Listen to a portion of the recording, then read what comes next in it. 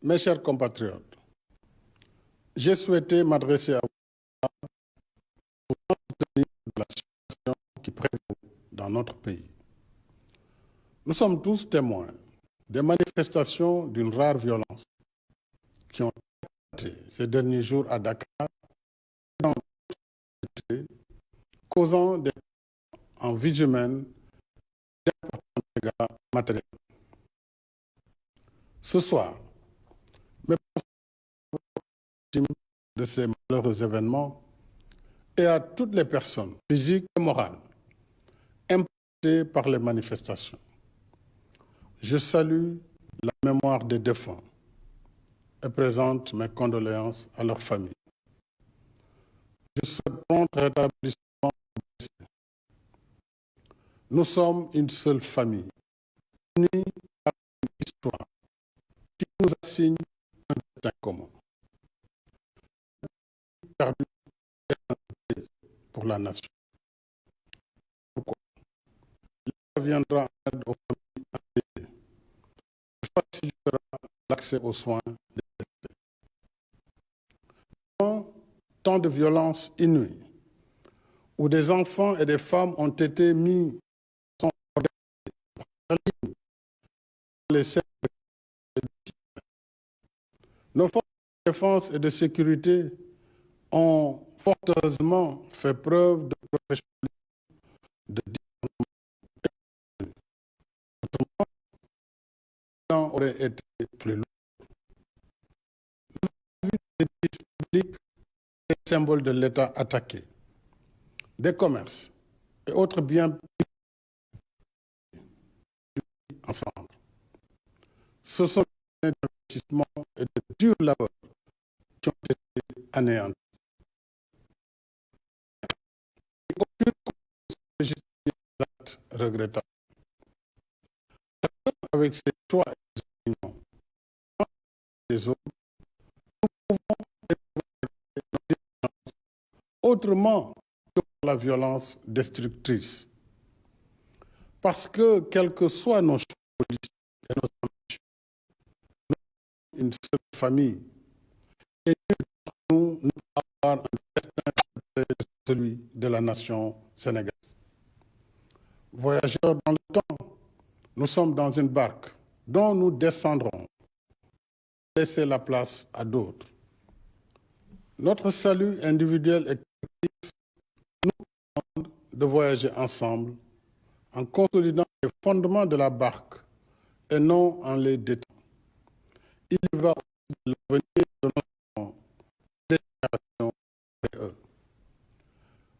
Rien ne m'importe plus que la préservation de ce qui forme l'âme de la nation sénégalaise, son cœur de vie et d'épanouissement, c'est-à-dire l'attachement aux valeurs du vivre ensemble dans la paix, la sécurité, la liberté, la démocratie, la tolérance et le respect de nos diversités. C'est pourquoi j'invite au calme et à la sérénité.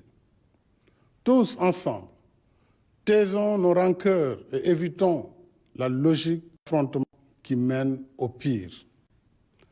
Dans cet esprit, j'ai reçu pendant ces 2 derniers jours des envoyés des khalifes généraux, des autorités coutumières, ainsi que des personnes de bonne volonté, membres de la classe politique, y compris de l'opposition, la société civile, des syndicats du patronat.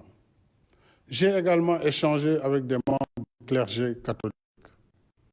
J'ai écouté et entendu leurs messages.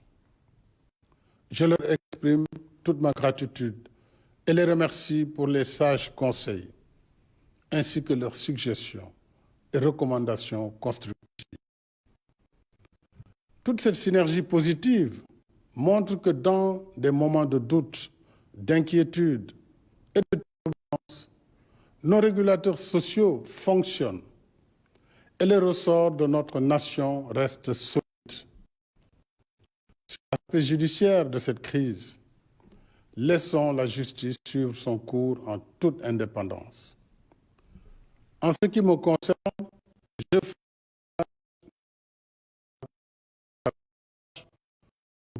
consolider le retour au calme et à la sérénité dans l'intérêt supérieur de la nation, la sécurité des personnes et des biens, la défense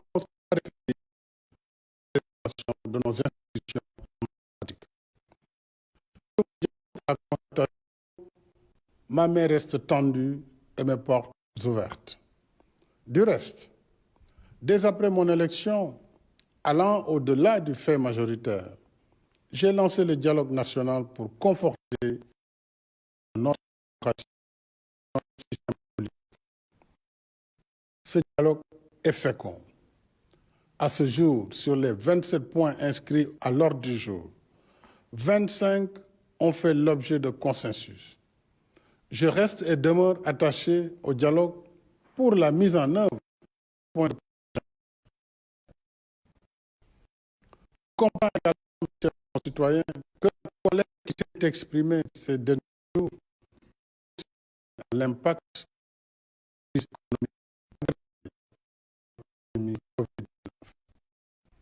Personne ne peut nier que le monde entier, notre pays y compris, traverse une crise économique, occasionnant des millions de pertes d'emplois et d'actes génératrices de revenus.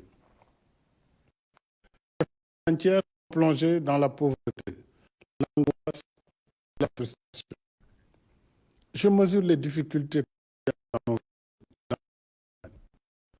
vies dures dans nos quartiers.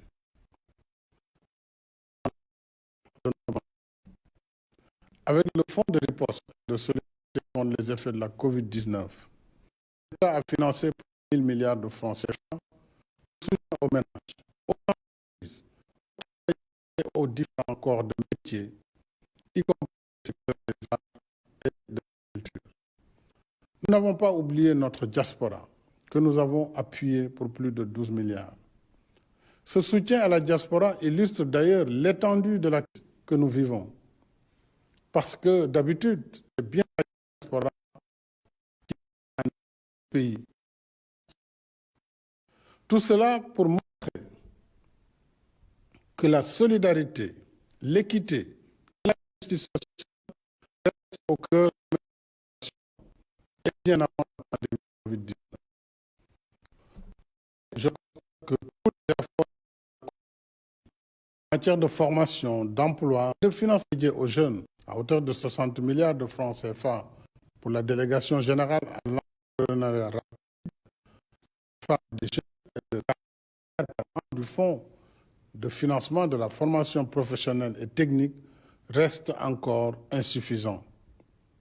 C'est pourquoi, m'adressant à vous, les jeunes, je voudrais vous dire que je comprends vos inquiétudes et vos préoccupations. J'ai vu nombre d'entre vous sortir de la rue pour exprimer la colère, mal vivre, parce que vous n'avez pas d'emploi, que vous aspirez à un avenir meilleur. Depuis 1 an de lutte anti-pandémie Covid-19, votre quotidien reste marqué par la morosité économique, les restrictions sociales limitent à ces espaces de loisirs et de détente. Qu'une jeunesse confrontée à autant de privations exprime son mal-vivre me paraît tout à fait compréhensible. En même temps, évitons de participer à tout ce qui nous tarde dans la quête d'un avenir meilleur. Quand on saccage un commerce, quand on s'attaque au d'autrui, on ne crée pas de l'emploi. On ne fait pas reculer la pauvreté, on l'aggrave. J'engagerai en une réorientation des actions budgétaires pour améliorer de façon substantielle et urgente les réponses aux besoins des jeunes en termes de formation, d'emploi, de financement de projets et de soutien à l'entrepreneuriat et au secteur informel. Dans l'immédiat, à la faveur de la campagne de vaccination en cours et de l'amélioration de la situation, j'ai décidé d'alléger le couvre-feu lié à l'état de catastrophe sanitaire de Thiès, sera désormais fixée de minuit à 5 heures du matin. Cette mesure contribuera à élargir le champ des activités productives et aider au retour progressif à une vie dans ces deux régions qui concentrent l'essentiel des activités économiques du pays. Pour autant, continuons à respecter les recommandations que requiert la situation. Mes chers compatriotes, l'histoire et l'actualité de tous les jours nous enseignent que c'est dans l'épreuve qu'une nation fait son test de grandeur. Et la grandeur d'âme d'une nation se mesure surtout par les valeurs et la force de caractère qui sous-tendent son existence. Ce sont ces valeurs et cette force de caractère qui cimentent toutes les de la nation sénégalaise pour en faire un bloc solide et sans fissure qui nous aide à traverser les épreuves en recourant à notre propre dynamique de nous réaffirmons ensemble que la nation sénégalaise n'est pas un assemblage hétéroclite de composantes socio-culturelles sans lien les unes avec les autres.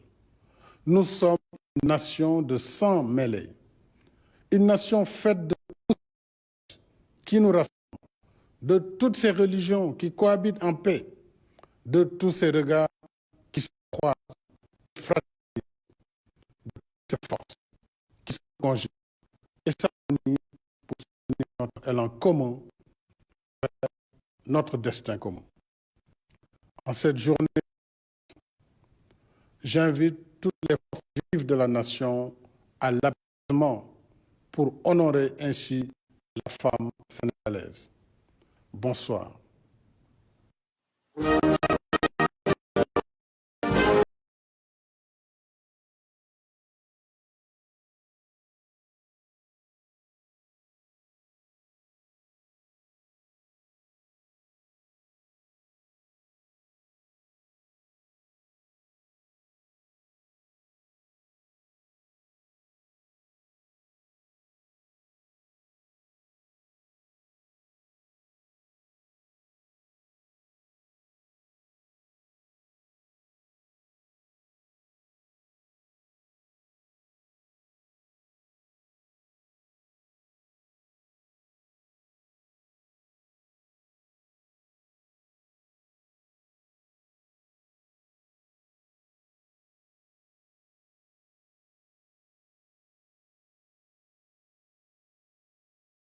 C'était le message du chef de l'État à la nation.